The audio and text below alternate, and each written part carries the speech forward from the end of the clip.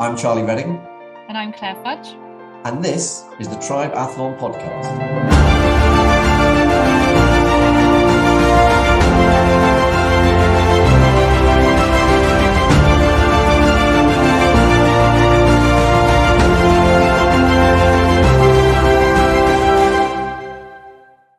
Is to show my grandchildren the power of activism through positive movement.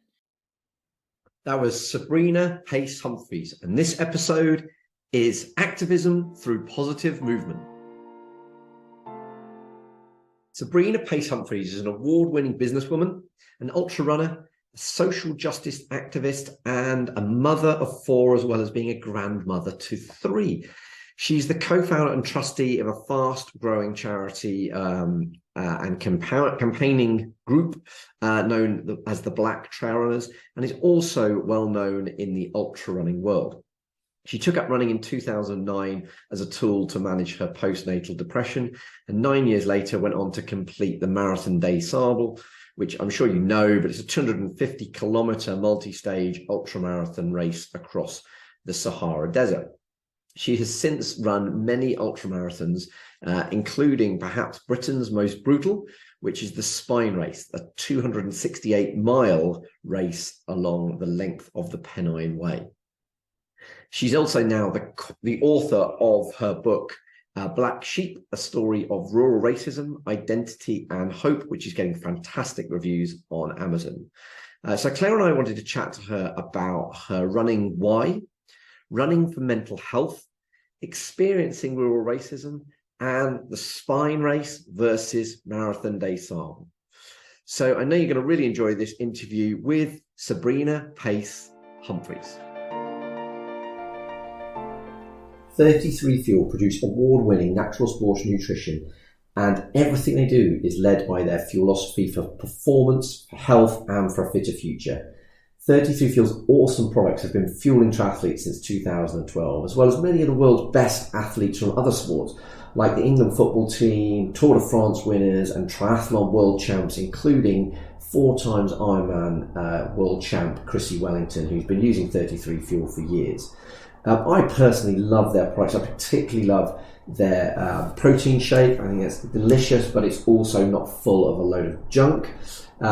I love their meal replacement, which is kind of brilliant for pre or post-workout recovery. I love their chia gels. Actually, they work really well for me. But especially I love their energy bars and their protein bars. They feel like a proper treat to eat, as well as being packed full of real amazing goodness. So find out more about 33fuel.com, and if you use the code TRIBEathlon or click the link in the show notes, you'll get a very extra special discount on your order. So Sabs, welcome to the TRIBEathlon Podcast. Thank you so much for joining us, Claire. I've got you here to kind of help me negotiate the way through the trail running world. But we always like to kick things off by hearing a bit about the story, and particularly the story of how you got into running. So do you want to just kick things off by telling us how you got into running? So I got into running in 2009 after the birth of my 4th child, Cicely. I do not come from a running background. My parents weren't sporty. My sister wasn't sporty. No one I was around was sporty. And therefore, so, running was very something I did not do. I was a bit of a gym bunny in between and with having the kids. But I have always suffered with anxiety and depression. And after the birth of my 4th child, I developed quite severe postnatal depression. And it was on the advice of my GP in 2009 when I was in her office and was not coping at all, about 3 months after I had my 4th child. And alongside medication, talk therapy, she suggested I do something for myself. What about trying jogging? And yeah, I mean, it took me still after that advice a couple of weeks to feel awful enough and dark enough in my head to think I'll do anything to try and help me feel like a human being or like a mum. So I donned some old school Dunlops, some very baggy sweatpants, an old t-shirt, and moved my 4.5 stone overweight body down to the local canal towpath for my first ever run. So that, yeah, it feels like, yeah, I can still remember it like it was yesterday. And yeah, that was the first ever foray into the world of running. Well, I mean, firstly, I mean, that's what a wonderful thing to hear, that the GP had the sense to advise something that wasn't medicine based, wasn't kind of purely, just what was necessarily in front of them. Because I think that well, how did that help you as you started to get into running? How did that running build up?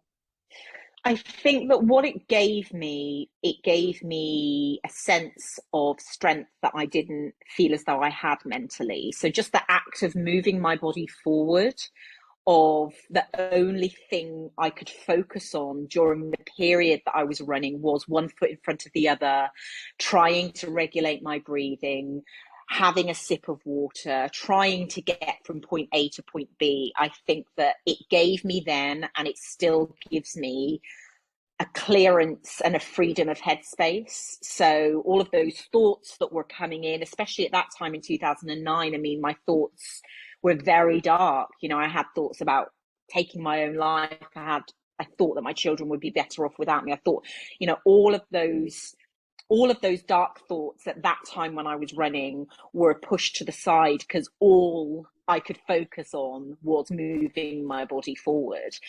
And that sense of a little bit of freedom from the depression, although I was in pain after that first run, everything hurt, as many people will remember, in those early running days. That mental space, I wanted more of it. So it was the days before Park Run. I didn't know about training plans, etc., etc. I wasn't a member of a club. So I just basically spoke to some people I knew that jogged, and they kind of gave me some ideas as to how to build up.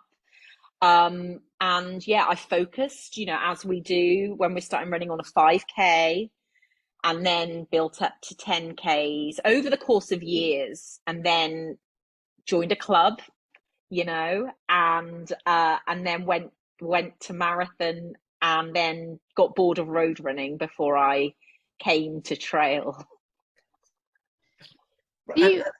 Sorry, go on. Sorry. No, just one of the questions I was going to ask is, it's always interesting to hear when people first start running, because that first run, often people almost kind of like build themselves up to doing it. And you were talking about, throwing trainers on and getting on the canal. But what actually made you go and do a second and a third run? Because often that's the really hard part, isn't it? Of that was really tough. It was really difficult. I maybe liked something about it, but what made you kind of go out the door again and again? Because that's so difficult when you're at that place of never, having done it before. You mentioned about being a couple of stone overweight. That must have been really difficult. So how did you mentally sort of get yourself out the door? What made you go? What made me go was that no matter how difficult it was physically, it was more difficult not wanting to be alive anymore. And running gave me that from that first run, from having some freedom, having some reprieve.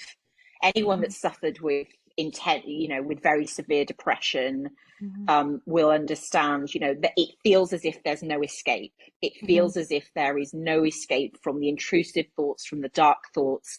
I was a mother of 4. I was a businesswoman. I was the main breadwinner. So I had so much on my shoulders, and I couldn't see a way to escape. And running from that first, even though it was painful, even though I got back and for days I had DOMS, the escape, the focus that just listening to my body gave me, it drowned out all of that other dark stuff.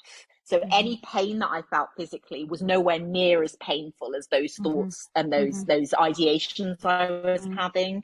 And that's what caused me out, because I thought that at the moment, the running was the only thing that gave me that. It was the only thing that gave me that. So I was like, even though that's really hard, the act of running, it's nowhere near as hard as dealing with what I'm dealing with in my head. And that's what kept me going back, and still keeps me going back. So obviously when you were suffering from postnatal depression, you were given medication, you were given counseling and the advice to go running. One of the difficult things that I understand is kind of what the drugs are a good thing to kind of dampen the emotions, but it's also getting off them and getting back used to kind of experiencing the full range of emotions again. Did running help you with that part of the process as well?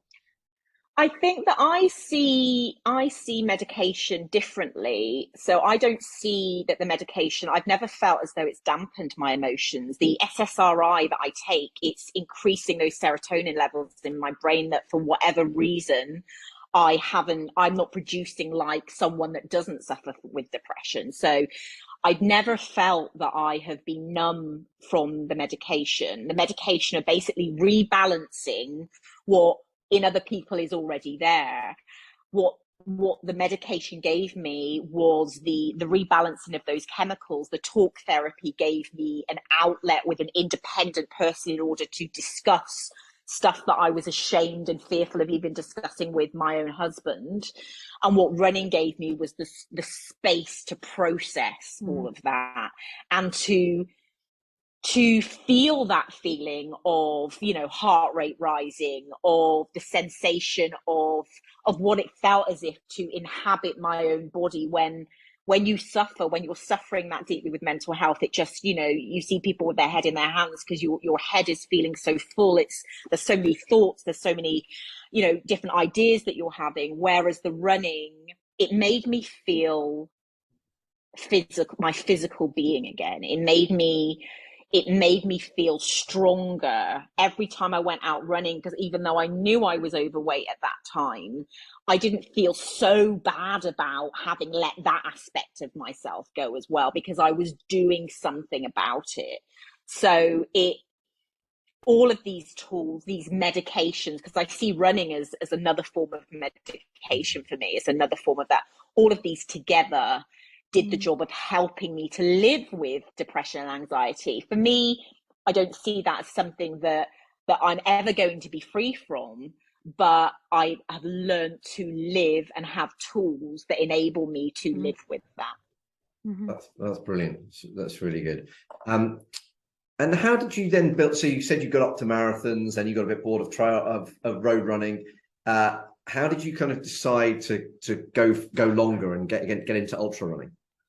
Yeah, so I joined after I'd done my first half marathon. I didn't feel as though I could go any further on my own. I knew that at that time I wanted to get a bit faster, so I joined my local running club, and I found that for a while that was great, and I made lots of friends. But I live in a small Cotswold town. I'm a black mixed race woman, and the experience that I'd had growing up here, that I'd experienced rural racism. I've always inhabited places where I don't look around and I don't see people that look like me.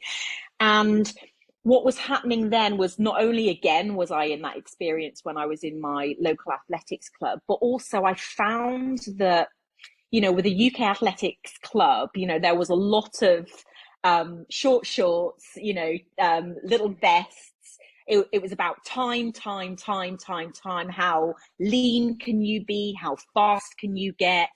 Competition. And that it started to take away for me, this runner, and I can only speak for myself, it started to take away some of that mental freedom that I got from running, and those intrusive thoughts came in, and it started to become about, how thin can I be? How fast can I go? The joy of running, the joy of that freedom started to be chipped away.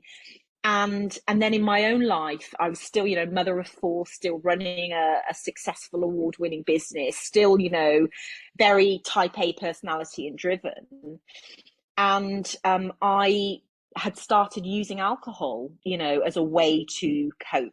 And quite, I say quite quickly, but over the course of the years, that became a destructive part of my life. And I decided in 2016 to seek help for that. And part of my recovery journey was understanding in my life what was serving me and what wasn't. And just the road running kind of club experience wasn't serving me at that time. And I sat down, and one night I came across a documentary about a race called the Marathon Des Sables, the toughest foot race on earth. That's tagline. It's not, but I'm going to come back and ask you about that, but because I suspected you might say that. I was hooked. It was a documentary on the National Geographic that followed James Cracknell. Oh, it's a great documentary, isn't it? Yeah, and something, I was very early on in my recovery at that point, and I was 2 years off my 2 and a bit years off my 40th birthday, and I wanted to do something that was a celebration of making it to 40 years, actually, with everything that I had been through. And after a couple of months after watching that documentary, I found myself in front of a laptop with my finger poised over the registration button for the 2018 Marathon Des Sables. Awesome. Fantastic. And it is, I love that. If anybody's not seen it, I only watched it relatively recently, having had people talk about it quite a lot on the podcast.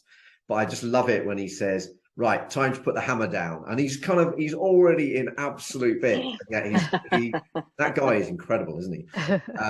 Yeah. So tell us about your experience at the Marathon Des Sables.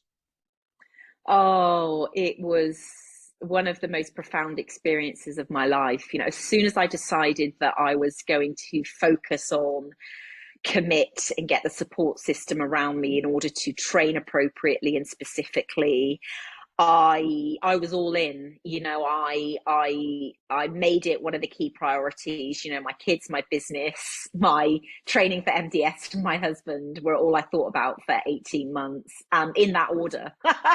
And we can all relate to that. The training process was a journey for me. It again reinforced, it was my first foray into trail running. So I hadn't trail ran before I registered for Marathon Des Sables. I was a road runner through and through. And it was my first foray into the trails. And from the moment I stepped off concrete onto trails, all different types of trails, I was hooked. I was like, why would I ever go back to road running? I loved it. I loved the countryside. I developed a newfound love for nature, for the environment. And I'd never, I think it's important for people to understand, and I talk about it within my book, that I come from a very poor background. So I didn't go on a holiday. I didn't go on a plane until I was 17. We didn't travel the world. The Sahara Desert was stuff I saw in picture books, stuff I saw in magazines or on David Attenborough documentaries. It wasn't a place that I ever thought that I would inhabit, never mind run self-sufficient for 6 days. So actually, I can remember touching down in Ouazzazate and getting on the bus with everyone else doing MDS, and finally, after hours and hours on the bus, getting to the bivouac. And it was the stuff of dreams. It's to just get there, to just get through a training cycle, which for me was 18 months, put your body through that. Find places in Europe that mimicked the Sahara as much as you could, which was Lanzarote. Actually being there as a woman of color, as a mum, the time, the resources that I put into it, that was like box ticked, because so many people don't make it. So many people get, if you get ill even a couple of days before, you can't go. So being there and standing on that start line with Patrick Bauer standing atop his Land Rover, dancing to Highway to Hell, every morning, and looking to my right and seeing Rashid, the multiple times winner, looking to my left and seeing my tent mates, that 8 of us in this little open-sided tent in the bivouac. It was just an experience that, although over the course of 6 days, took me to very dark places, especially during the long stage. I would, if you gave me an entry, I'd be back there in a heartbeat. Brilliant. It was everything. It was everything I hoped it would be and more. And I wish I would have taken more time while I was there, because I got quite competitive while I was there. I wish I would have taken more time just to stop and just admire more of the amazing sun-kissed golden views of the environment that I was in, because it's breathtaking. There are other races that are like that, like they're exactly the same format, but like in the Namib Desert, for example. Are you tempted to go and do any of them? Yeah, absolutely. You know, life is short. You know, I've realized that. You know, I lost a friend, a close friend in the last month. You know, here one day, gone the next. And I am here to experience and to represent for all the intersections that I am across the world in any event. You know, I loved the Sahara. I didn't suffer with the heat. I trained for the heat. I did everything I was told to do. I enlisted the support of Elizabeth Barnes, who had won it. So she was my coach. And I wanted to surround myself with people who had been there, done it, got the t-shirt, people that were on the same journey as me, people that, you know, the Fab Five, I call them, that are what I believe you need around you in order to attain any of these goals. So I am constantly looking for experiences to see what my limits are, you know, to see, you know, where is the breaking point. Fantastic. You mentioned this Fab Five. What are the Fab Five? So yeah, basically in the course of writing my book Black Sheep, a lot of people had asked me, and a lot of people have asked me since kind of launching Black Trail Runners, you know, what is it about you? Where does this resilience come from? Where does this need and want to go to dark places and see if you can kind of come out of them and come through successful? And I kind of had to think about the strategy that I use in order to accomplish these goals. And I mean, I created an online course about it, but the Fab Five are basically someone who, the group of people that I believe I need in order for me to accomplish things. So that's someone who's been there before, someone who's done it, someone who is on the same journey as you, someone who can be a truth teller. So somebody who won't put up with your BS, your excuses, etc. if it's winter and you don't want to go out. Someone who will be your cheerleader, someone who is that person that is like, you are the most amazing thing that's ever walked the earth. I'm going to be there for you. I am going to be there with my pom-poms, rain or shine. And then community, a community who can provide experience, expert comment, who share an element of your lived experience. So that Fab Five, when I look back from very, very early days, before I even knew I was doing it, I was surrounding myself with those people. And I think it's the accomplishment of any goal that I seek, even the writing of the book, I surrounded myself with those people. I think that's really good advice. And for people that are coming into these sorts of endurance challenges, or, you know, any challenge, like you say, writing a book, that's a brilliant process. I mean, I think back to achieving, you know, some of my goals, and I've probably done a lot of that. Yeah. But I've never actually gone into a goal and gone, right, okay, who are going to be these 5 people in advance? And I think that's a really great exercise to go. I do that. Yeah.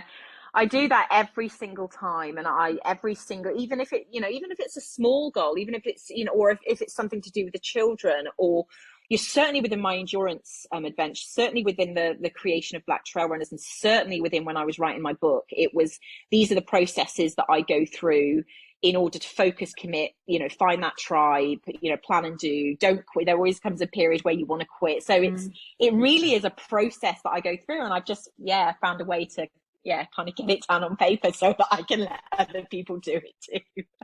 Yeah, that's excellent. Thank you.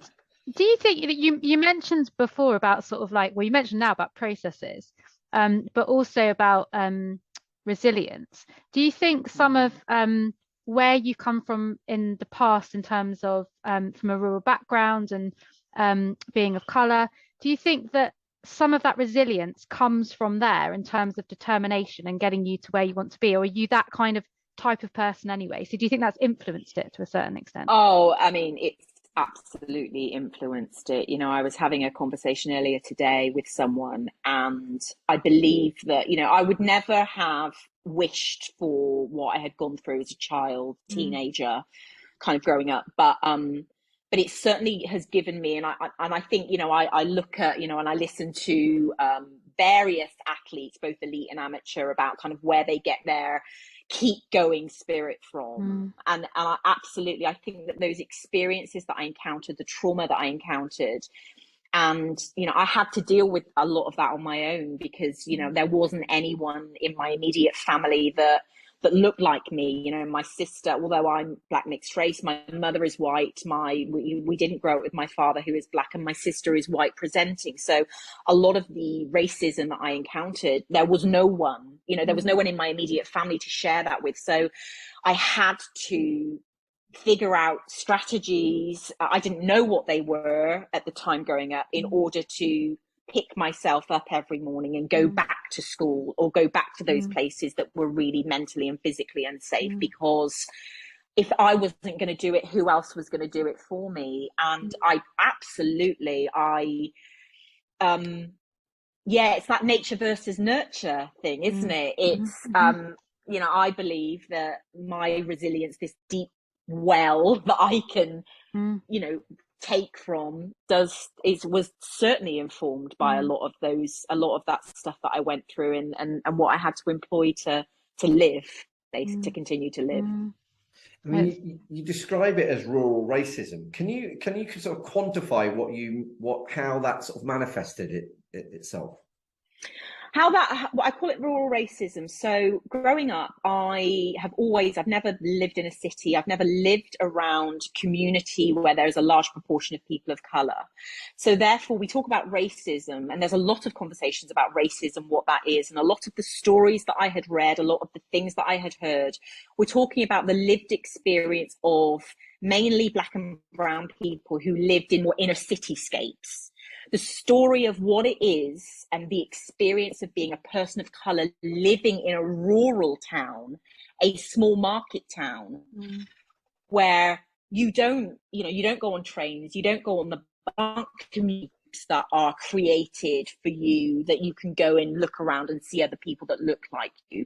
They just aren't there. The systems that are put in place from an educational, from a governmental point of view, from a sports club point of view, they're not there when you live in a rural town. There is no pot of money that's allocated to help you to understand why you look different. Why in a rural town I couldn't go into a hairdresser, or the one time I did go to a hairdresser, because there is no lived experience within that town of having to deal with people of colour, having to deal with how do you cut the hair or do the hair of a person of colour. So the experience is very, very different when you are a person of colour living in a rural community.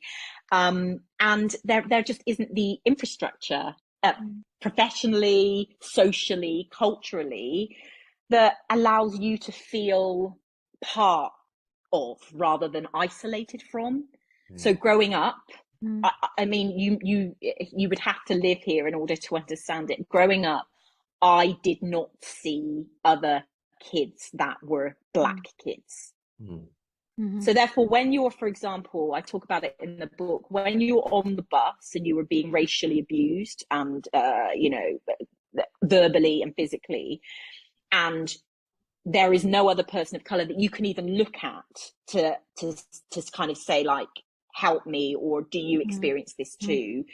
It is such an isolating experience, because there is no one to talk to. Your teachers aren't teachers of colour.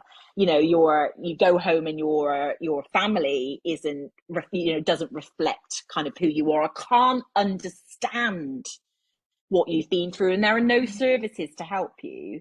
So that's the difference between growing up in a minority in a rural town to growing up within a larger city where there are more people, places and things that are able to support you with issues that you have due to the colour of your skin. Yeah, again, growing up in a very rural part of the world as well, I can empathise in the sense that, you know, there's not people that look like you around you. Obviously, I can't empathise with the struggles and the abuse and the racism you experience, but I can understand that. So, at what point did you go from being a runner to saying, I want to create the Black trail running community? Well, after Marathon Des Sables, I had a couple of friends who were mountain runners, and I thought, oh, mountains, that's interesting. And a couple of people had mentioned UTMB, Ultra Trail de Mont Blanc, to me, and the different races that were there.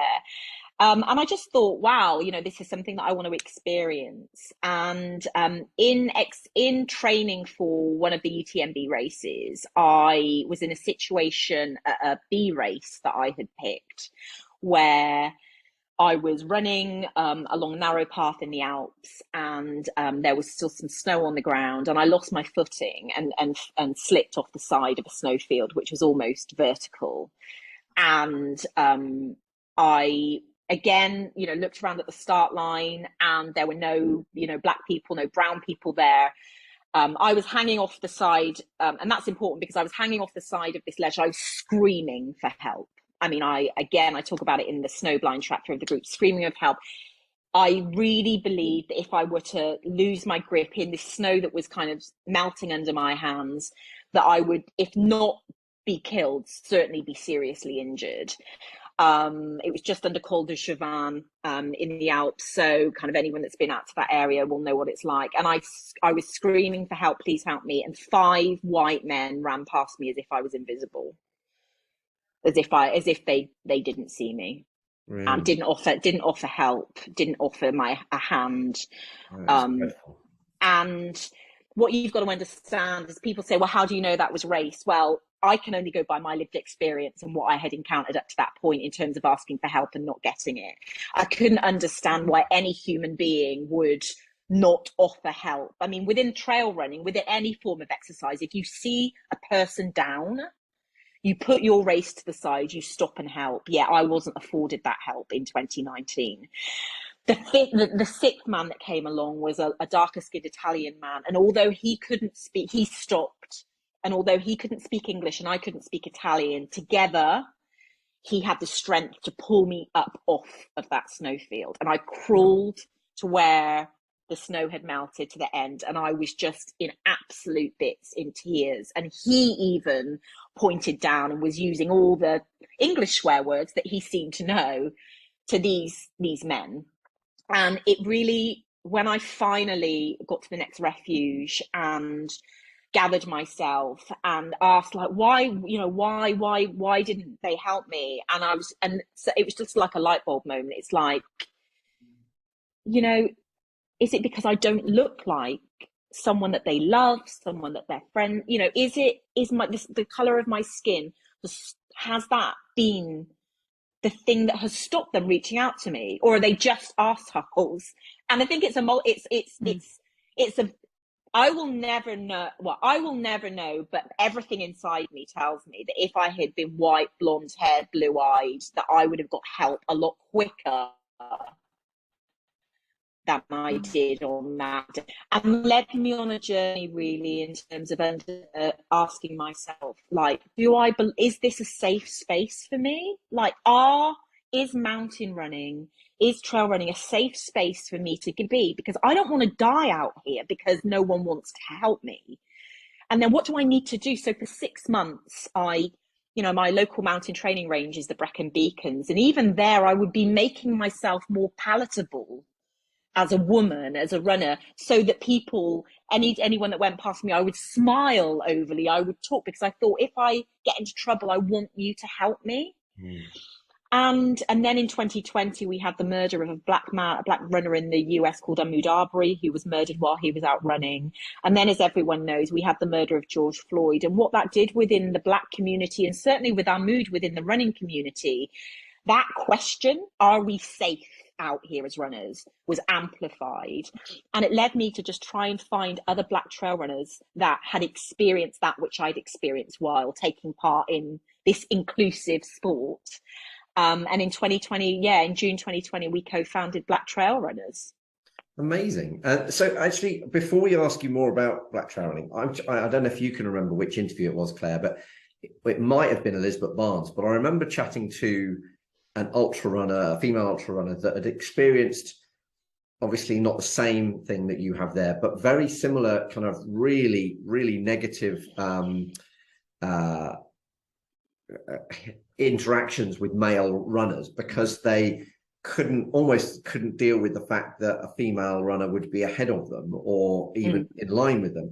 I can't remember whether it was Elizabeth. I think it might have been Elizabeth when she was talking about it. Yeah. But it's just I was amazed when I heard that, and I'm amazed when I hear this now, because to me, the trail running community, as is the triathlon community, is just the most inclusive community I've ever experienced. So I just find it really sad that is the case. I think that, and this is what I say, I believe, and I have to believe, because I think if I didn't believe it, then I would not be here speaking to you now. I believe the majority of people are good. I believe that, the trail running community as a community is welcoming. But I believe that there is a lack of education and understanding around the barriers that exist for people of colour in trail running. And that is why we set up Black Trail Runners, because, the last census data that we have, 4.5% of the UK in last census data identify as Black or Black mixed. Yet less than 0.6% of those entrants to trail events are Black or Black mixed. So there's a massive problem, because and what people say as well, Black and brown people, they must just not want to trail run. And it's just not true. There are barriers that exist, and those barriers are in access. So geographical access, financial access, as just two. Skills, kit. 150 quid for a pair of trail shoes, then the packs, poles, events. Trail running technique, access in the outdoors. Anyone that has been in the outdoors for a while, the amount of different gates, even as an example, that you have to know how to open, these are barriers for people that have not, due to financial resource, due to geographical resource. Those people who want to take up trail running and have never come across the different ways that the different locks and catches that gates, that can stop. We know anecdotally, data from our members, that stops people thinking that they can access spaces that are public footpaths. And representation as well. If you don't see yourself represented as a woman of colour, as a woman, as a mother, as a less able-bodied athlete, if you're not seeing yourself in the magazines, on the websites, on social media, talking in podcasts, you think maybe this isn't for me because I don't see myself represented. It really is a barrier. And I think that that's the biggest learning that I have taken since starting Black Trail Runners is, yes, absolutely, trail running community is welcoming, but there is a lot more that the community, and especially event organizers or brand, company owners or brand directors, need to know in terms of what the barriers are and what they can do, because something to help to really make the community inclusive. It's bizarre. I hadn't really thought about it until I started doing more research on and listening to the other podcasts that you've been interviewed on. And then it sort of struck me that it's, when you look at marathon running, lots of Black people do that. In fact, all the best in the world are Black. And so I was just really surprised when I then thought about it and thought, well, but yes, you're right. At other endurance events, whether that be triathlon, whether that be ultra running, they're not represented, are they? And it is all of those different factors. I think, it's about the access. It's about seeing other people doing it. So how? But it's a myth. I mean, I just want to pick up on that thing, because that's on what you've just said there, because I think it's interesting. And I think it's another myth busting thing that I want to do. Marathon running has a problem with diversity. It has, when you talk about black people in marathon running, what you're doing, and it's what people do. So I'm not kind of pointing the finger at you. You're measuring the inclusivity based on elite athletes. You're seeing what, and this is something I do want to, if I can just change one perception, if anyone listening to this, you're saying that, well, marathon run, there's not an issue in marathon running, because look at the black, but what you're saying is look at the best of the best. And black people, and what you're saying is you're reinforcing a systemic, a kind of a cultural trope that people of color have had to live with from day dot, which is, in order to be seen, in order to be recognized, we have to be the best of the best. Running has a problem with diversity, and I was at a London Marathon event with Hugh Brescia, with the CEO of the London Marathon Charitable Trust, last Thursday, talking about community creation in running and the importance of communities for kind of different aspects of society. And they know it. I was at Manchester Marathon earlier this year in the 3:45 Penn road marathon, and I looked around me and there was not one black or brown person. Really? So I would encourage, what you see on the media, what you see in media. Running has a problem with diversity. Trail running in that niche area, that's an area that I love. It's an area that I'm constantly amplifying the need to address these barriers.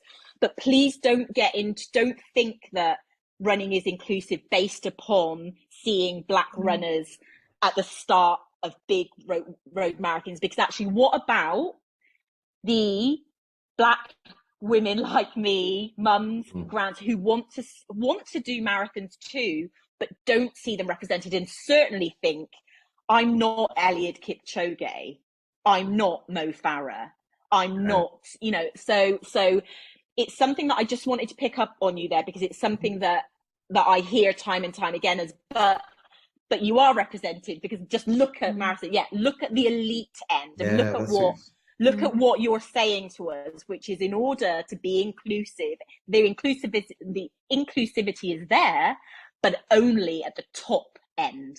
Yeah, that's a really good point. I'd not really thought about it like that, because my perception would always be, well, yes, if they're at the top, but there's got to be lots of people below them to have, but there probably is in, if you grew up in Kenya or Ethiopia, there would be average runners as well as good runners. But of course, we're talking about the diversity of the sport in the UK, aren't we? Yeah. And of course, a lot of the people that we're referring to are coming in from Kenya and Ethiopia to race in the top races. So I think it's a really valid point, which I hadn't thought of before. And with the with your I've totally lost the name of black trail runners. What was it? I can't even think. Sorry, that's really bad. So tell me a little about what are you doing as a group, and kind of what's your aim of the group? So how do you tackle that massive I'm going to say problem, but it is a problem. A massive way to sort of tackle it when it's been going on for so many years. So tell us a little bit about that.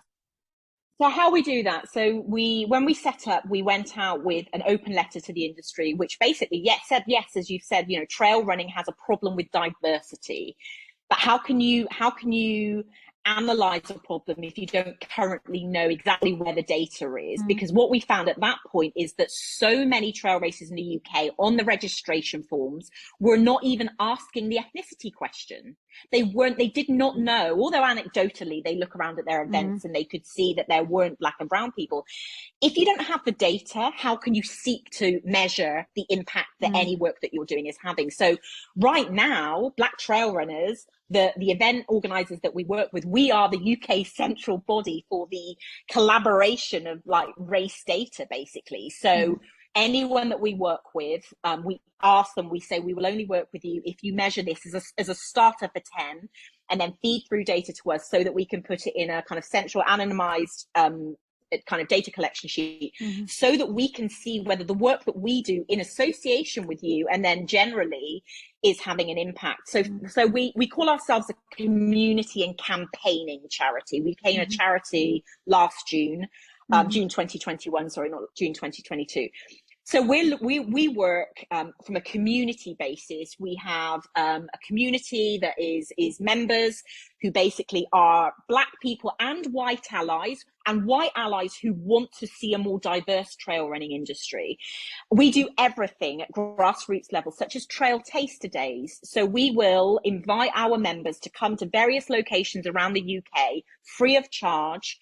During the morning of those days, we will address skills, so trail running technique, kit, nutrition, navigation. So we equipping those members, and we decide on the theme of those kind of morning sessions based upon what our members feel is a barrier right now to them accessing the trails. And then in the afternoon, we will take them out on the trails as a community of Black trail runners. We will have, beginner sessions. We will have intermediate sessions. As a community, we will be out there running trails and putting into practice that which we've learned in the morning. So we do that, we're volunteers. We're not paid to do that. We do that because we want to encourage. So our mission is to increase inclusion, participation and representation of Black people in UK trail running. That's our goal. That's what we seek to do every day. As well as those trail taster days, we run BTR social runs every month. So we have BTR run leaders that are out there, that are meeting up, that are going out and creating community through just going out for a social run. Next year, again, one of the things that we were hit with early on was, well, if Black people wanted to trail run, they would. And what we came back and said, well, actually, there are barriers that exist. So what we were due to be holding in September, and then God rest her soul, the Queen died, was our very first Black trail runners designed, managed, operated trail event, which consisted of a 1K, 5K and 10K, very much about encouraging Black trail runners' energy and vibes on Dunstable Downs. It sold out within a month. 70% people of colour this fallacy around, well, if Black people wanted to trail run, then they would. It's if you put on an event that is totally inclusive, diverse, really feeds into culturally what people want, they will come. We know that. We started a relationship earlier this year with Strava, who are an anti-racist company, met the CEO there. So we have support from large brands such as Strava and Adidas T-Rex now, which give us the resources that we need in order to have those touch points with every member of our community that wants to engage in trail running. So, there's so much that we do. The grassroots stuff is really important because at the end of the day, we're about building community. We're about encouraging safe spaces. We're about, if you're a beginner trail runner, you've never done it before, or you're a hardcore runner that's been running for years, this is a community and a space for you. But also at that senior decision-making label, we know that change can only come if you're working from the bottom up and from the top down. So we have conversations with your CEOs of large and small brands around, what representation around the board in the planning process, if you're planning events or you're planning a marketing strategy and you want to really show that representation that we have that we're showing you, we're Black trail runners. No matter how hard you try, if you do not take on board the lived experience of people of colour when making those decisions, you're never going to hit the numbers that you want to hit in terms of that inclusivity. So we very much work top down and bottom up. Brilliant. Yeah, it's really, really good. And it's great to hear I mean, brilliant to hear that the event sold out so quickly. And I dare say that will mean that there'll be more events coming with in time. I can't help but ask you about, so we touched on Marathon Des Sables. And I mentioned briefly that you mentioned it wasn't the toughest race on earth. I suspect that you might say that the Spine race was a slightly tougher race. I'm interested to hear your comparison of the two, but also with specific focus on your sleep strategy before the race and how you adapted it during it. So tell us about the comparison first. Yeah, I mean, I love a multi-stage event. I love here's the focus for day one. Then you get to go back and eat and sleep, and the clock stops. You can do all you want, and then the next morning you can wake up and do it again or do more. Beautiful, beautiful. That's what the MDS was. Gorgeous setup, nice format, love it. The Spine, the clock starts and it doesn't stop. And every single step you take, every single toilet break you take, every single wink of sleep you get, the clock is running. And to keep yourself going, to think that you understand how much sleep you need, and then for that to be totally at 50 miles, totally knocked out the park because you literally have started hallucinating and falling down potholes, falling down boggy pits, because you have realized actually you can't survive on 30 minutes sleep, it's a different beast. You know, it's just brutal. And I said to one of the checkpoint managers when I hobbled into, I think it was checkpoint 3, I was in tears, I had fallen over, I was hallucinating, and I sat down and I was in tears, and I looked at her and I said, "This is brutal." And she said, "Sab, it's why we call it Britain's most brutal."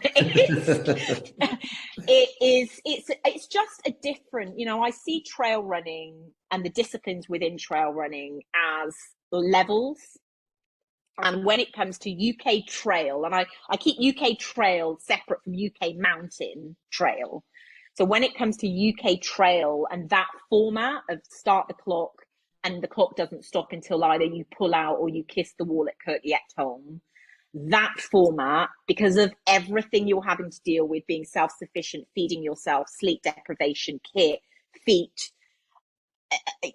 it's just constant, and it breaks you, and it's your ability to tape yourself up. I mean, you actually have to tape yourself up, and to find and to dig deep into your reason why to keep going. It was unlike anything I'd ever done before, and it took me to places that I'd never been before in an endurance event. But it also made me realize the power of really, really understanding my reasons why, and understanding that small steps, big strides, you know, just keep picking it off, keep moving forward. And what did you mention the importance of knowing your why? What is your why for running? My why right now is to show my grandchildren, I have 3 grandchildren, is to show my grandchildren the power of activism through positive movement. So I use my running as a form of activism now. Just me being out there, just me being at the Spine as the only Black woman in this year's Summer Spine, as a co-founder of a community and campaigning charity that is about increasing inclusion, participation, representation, and knowing that my grandchildren and my children were at home watching their 44-year-old mother doing this crazy distance, that it's my reason why. It's like, no matter what they say to you, no matter how tough life can be, and life can be brutal, it can be tough. People want to see us fail, but actually you have to believe in the power of people and the good in people. And if we put our minds to it, we can achieve great change. For me, That great change was continuing to move forward when everything in my body and mind wanted me to stop, wanted me to pull the plaster off and wave my white flag. But it was the why, and that why comes down to those intrinsic values that I have in terms of why I do what I do. My purpose as a grandmother, as a mother, as an activist and a community leader.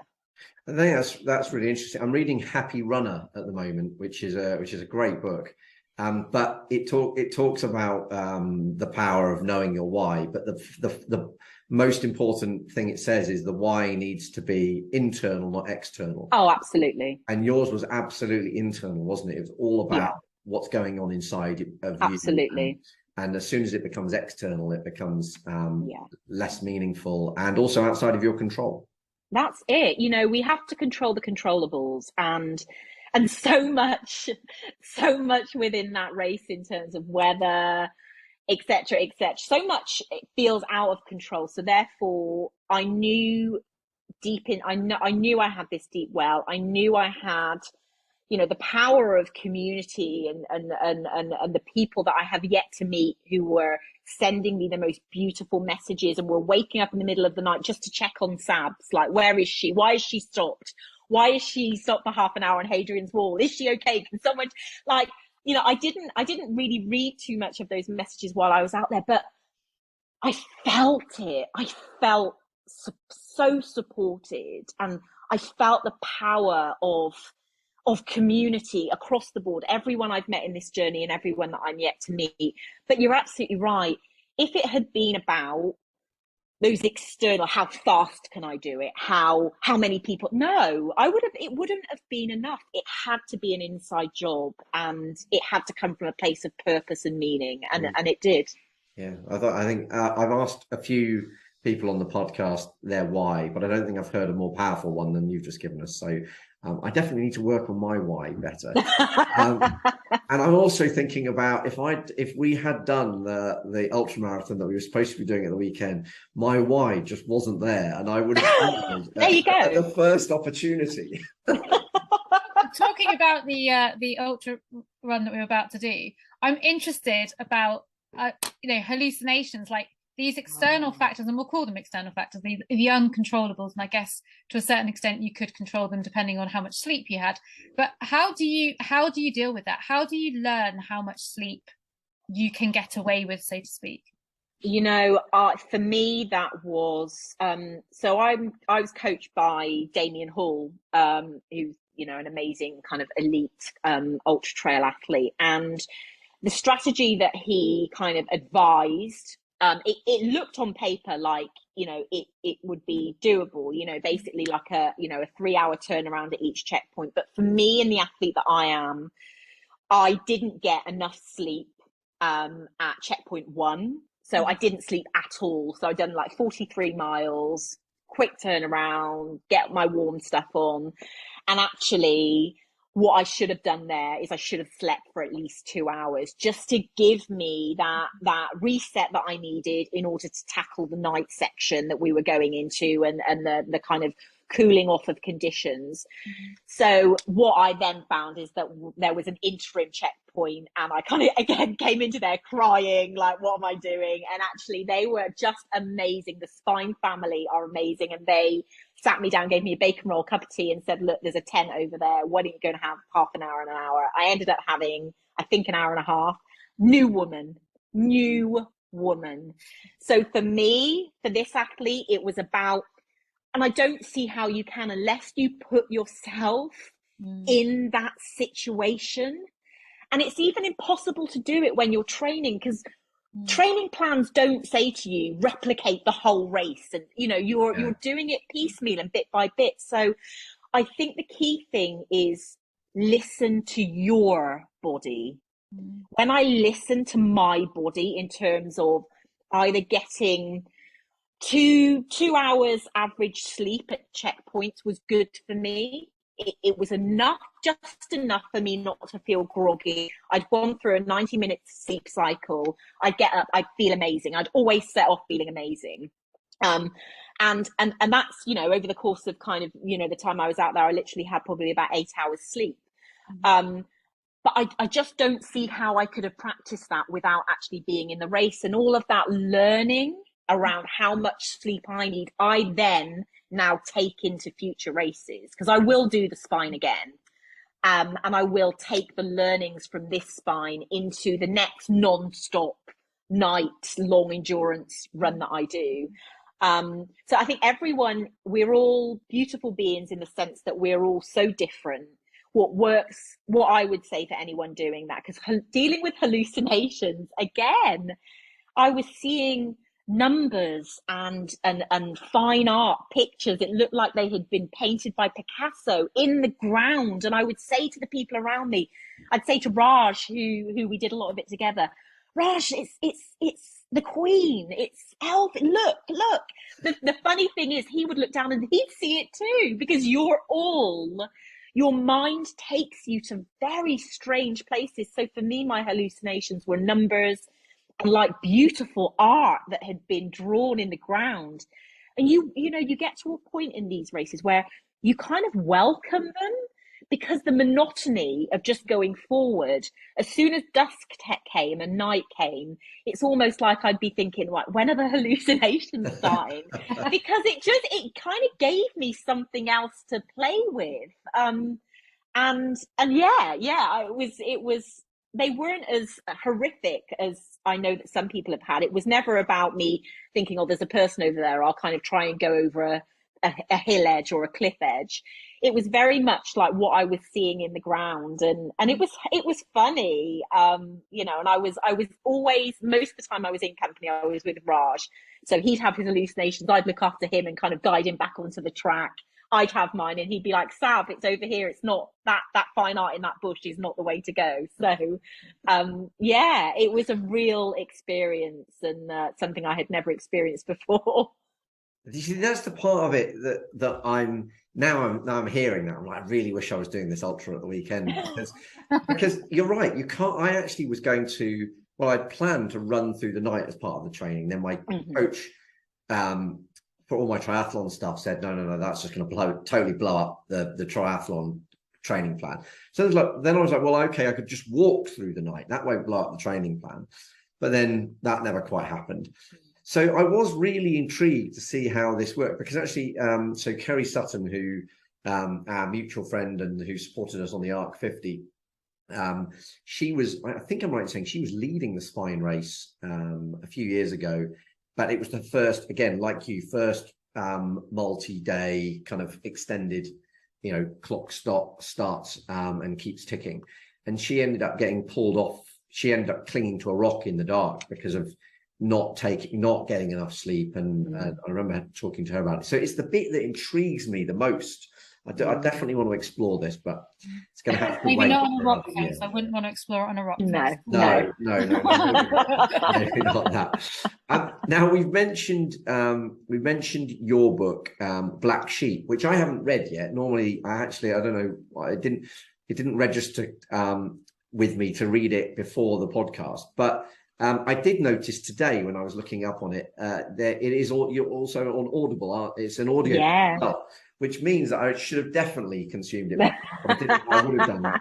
So I will be listening to that. But I read the reviews of it, and it gets fantastic reviews. So I'm looking forward to that. I know we've already touched on a few bits that are within that book. But I wanted to ask you. I ask everybody on this podcast, what other books have you found that have influenced you and helped you, or do you find yourself recommending? Well, I mean, a good friend of mine is a renowned sports dietitian here in the UK called Renee McGregor. And I can remember being introduced to Renee through Damien Hall, because they worked together and a couple of years ago. And I bought, she does fueling for various books, fueling for training. And I just really liked her take on different aspects of training, of fueling your body, as a woman that, as part of my journey into running, in those early days, I was overweight. So part of the running was like to help me to lose weight as well. But since I've become more competitive, there was a stage where I didn't really understand the fuel that my body needed in terms of protein, carbohydrate, kind of micro and macro kind of nutrients. And she's basically she's brought out a book, which is just so simple to understand. It's called More Fuel You. I'm just kind of holding it up here at the moment. Understanding your body and how to fuel your adventures. And what she does in this book is she basically, it's very case study orientated. She looks at the different ways of eating. So whether that is vegan, whether it's high fat, low carb. And she basically profiles athletes in here, amateur and elite, and then she gives her take on those ways of eating. And it's a really simple book to understand. And I think it breaks down really, really clearly those areas where athletes might not be getting enough to fuel their training, or where they might be getting too much. And I think that, you know, I'm perimenopausal now as well, as another thing to add. So I've really been struggling with my symptoms over the past 2 years. And really talks about that in here as well. She really understands the female athlete as well. And as I said earlier, RED-S, which is relative energy deficiency in sport, you know, is something that even as amateur athletes, we can fall into the trap of not taking on board enough to fuel the energy demands of what it takes to live, never mind the energy demands of actual training. So I really rate her stuff, and I really rate this book as well. Brilliant. Well, I think all good sports nutritionists should have a book that sorry, Claire this is exactly what Claire does. So I love the idea of this book. I'm going to look up to see if there's an audio book of that, because there is, I think there is. Excellent. Yeah. I'll be adding that to my yeah, no, that's fantastic, and I haven't seen that recommended before. So I'll definitely be adding that to my reading list. Now we've introduced for this series of the podcast for the previous guest to ask a question of the next guest without knowing who it is. So you get a question from the top endurance athlete of all time, Mark Allen. So Claire, have you got Mark's question for Sam? So this is what Mark had asked us to ask you. So what setback have you had that's turned into be your biggest asset? Big question. I think that whether we call it a setback or a traumatic experience, but I think it really is that experience that I had in 2019 in the Alps. You know, it was a setback in the sense that I didn't keep my footing and kind of, you know, slid off the edge of a snowfield. But so much has taken place in my life because I wasn't offered help by those first 5 men. So much change, so much action. I would not be here sitting, talking to you now had that not happened, because I wouldn't have maybe have seen the absolute need and have felt that need within the industry of needing to feel safe as a member of what's seen as a minority ethnic community. So I think that's led to me having my biggest asset, you know, is my activism work, is creating safe space and creating community and challenging the norm. So I think it's that. Brilliant. And where's the best place for people to find out all about you and also the Black Trail Running community? So my website, SabrinaPace-Humphreys.com. I love a bit of Instagram social media, so that is Sab Runs Miles if you're on the gram. And for Black Trail Runners, blacktrailrunners.run.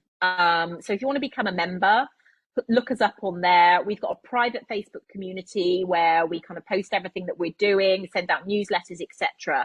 So I would say, and again, Black Trail Runners on Instagram, I think those are the best places to kind of find out more and to hook up and to get involved in the conversation. Fantastic. And one final question before I let you go. What are you most looking forward to in the future? You know, what most excites you looking forward? I think that in the medium term, I think that being the UK's first Black Trail race director is a pretty big thing for me. I like firsts. I like shattering glass ceilings. And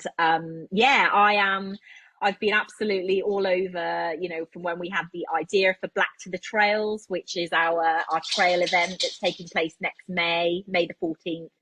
And I'm the event director. So I cannot wait. I cannot wait to see with my own eyes the payoff, the hard work, the communities coming together to enjoy trail running in all of its glory. So yeah, can't wait for that.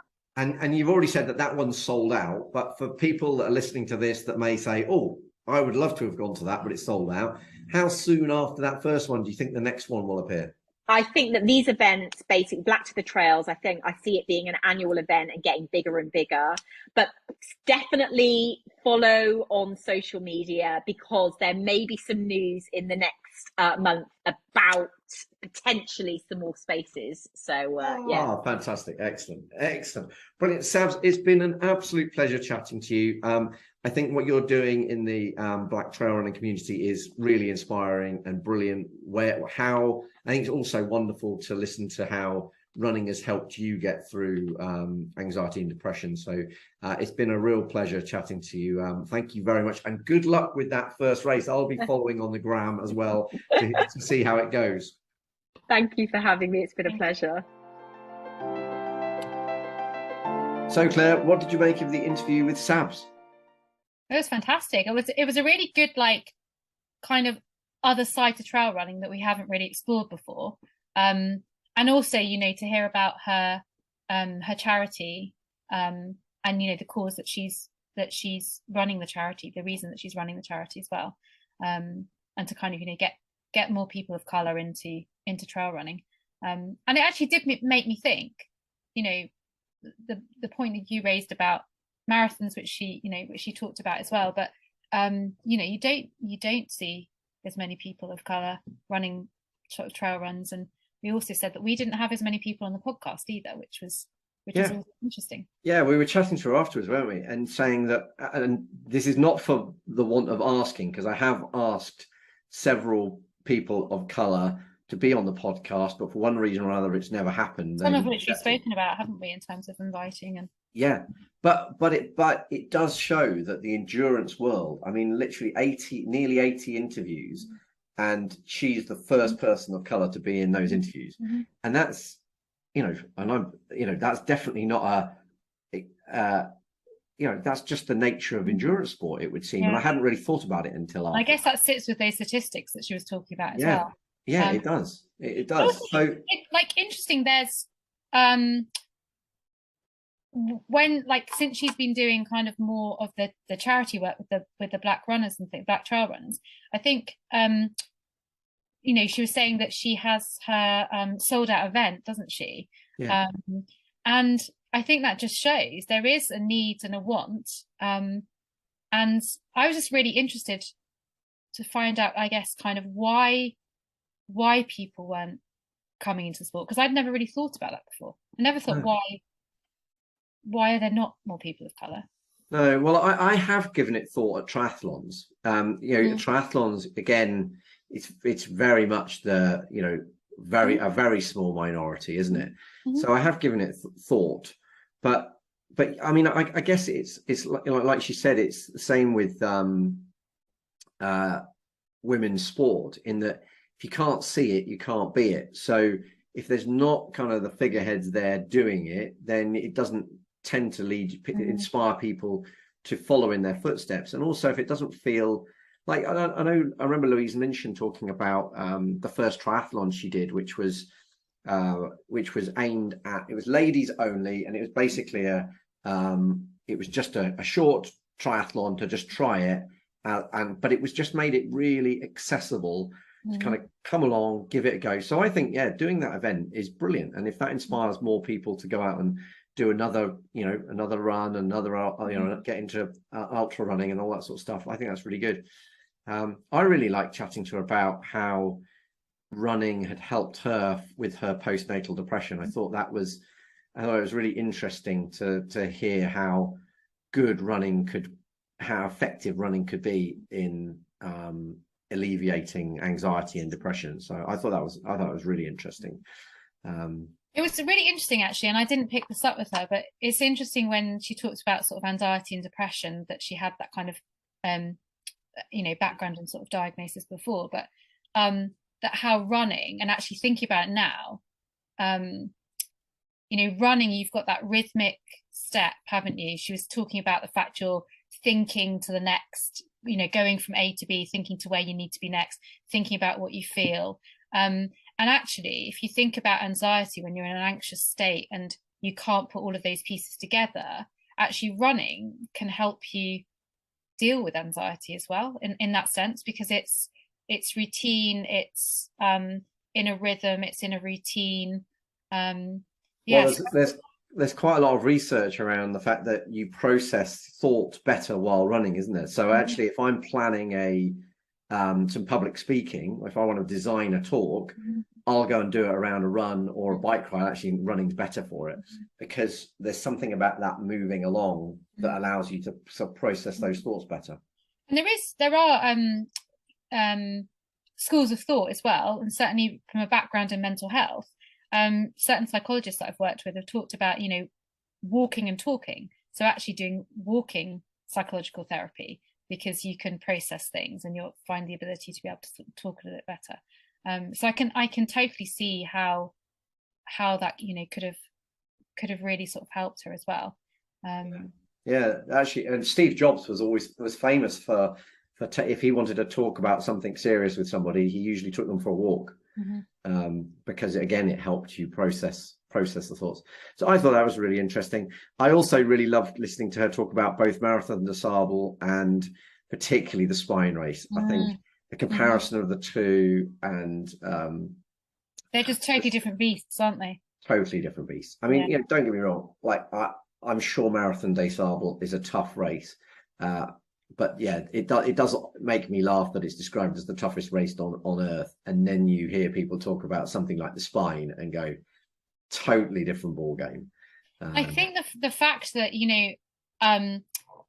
and like we would know sort of as athletes, there's certain things you can't prepare yourself for, you can't totally practice. You don't go out and do the spine, like she was saying, like you don't go out and practice that. So some of it is knowledge and experience and practice, but actually you learn as you go along. And what she learned from it in terms of sleep, which I'm always really fascinated by. But also, one of the things that struck me is where her mental resilience comes from. Like, how does she keep herself going? And actually, she talked about what happened as she was growing up, and actually the fact that's probably really helped put her in a position to be able to deal with pretty much anything. That and her why. I think when I asked her about her why, it wasn't, I wonder what my why is. This is my why. It's right, I can see why that would get you to a finish line. It was really, and I think that's something that all of us can work on, is kind of making sure that, because I've heard her talk about it, she didn't say it in this interview, but I've heard her talk about it on another podcast, where she says she'll actually have a different why for different races. So the why for this race might be, like she said, sometimes I won't even post, it doesn't go on Strava, nobody knows I've done it. I've done that race for me, for my own mental well-being. That has a totally different why to a race like the spine, where I'm doing it to inspire other people to like me to race. So I think it's really good to have a clear why when you go into any race, and probably going into a race where your why is because I want to see whether I hallucinate having run through the night. That might not be the best why. I definitely would want to know. I think I didn't mention it, but when in the Dr. Charlotte Edelstone interview, I asked her about some of the funny hallucinations. I can't remember whether it was her or somebody that she'd kind of worked with, but there was one hallucination where every time they came around a corner, they saw Cliff Richard singing on a rock. I was like, that'd be enough to drive you insane, wouldn't it? That'd be enough to make you finish, wouldn't it? That would be your why. Yeah, exactly. Or jump off the cliff, one or the other. Well, I guess if you liked it, maybe you'd run towards him even more as well. So I guess horses for courses. Yeah, absolutely. but no, a really good interview, and a lovely lady that's doing some inspiring things. Yeah, absolutely. So so I think it's also it's just great that basically she's just building a community for her, but for other people, isn't it? And ultimately, actually, that's something that really stood out for me. That Fab Five, I thought that was really brilliant. Yeah. And actually, how sometimes we naturally do that, because when she was saying that, and I think you said that as well, naturally you might do some of those things. Yeah, but only maybe 3 out of 4. Sometimes on a project, like if you're going to write a book, which I know I said that you should write a book, and I'm saying it again. Well, it's in the plan. It's in the master plan. Good, excellent. Well, you need a cheerleader, and you need somebody that. But I think I think the cheerleader was interesting, because I think that would be the one that would be. And actually thinking about how I've done that before, that's definitely the one that has never been on my list. I've never gone, that's the person to kind of be the cheerleader. Yeah. But actually, specifically at the start of the process, going, right, this is my cheerleader for this project. I'm appointing you as the cheerleader. I think that's great. I think that's really good. I think I'm going to put some thought into that and listen to it in her book, which I shall be downloading. Right. Let's wrap it up for this episode, but I hope you've all enjoyed that interview. If you have, please remember to like the podcast, or ideally on Apple, and share it as well. And in the meantime, keep on training. And remember, this podcast was sponsored by 33 Fuel. So rethink your sports nutrition with 33 Fuel, award-winning natural sports nutrition for your performance, health, and a fitter future. It's the 33 Fuel Fuelosophy. Get yours at 33fuel.com, and if you use the discount code TRIBEathlon or the link in the show notes, you'll get a discount at the checkout.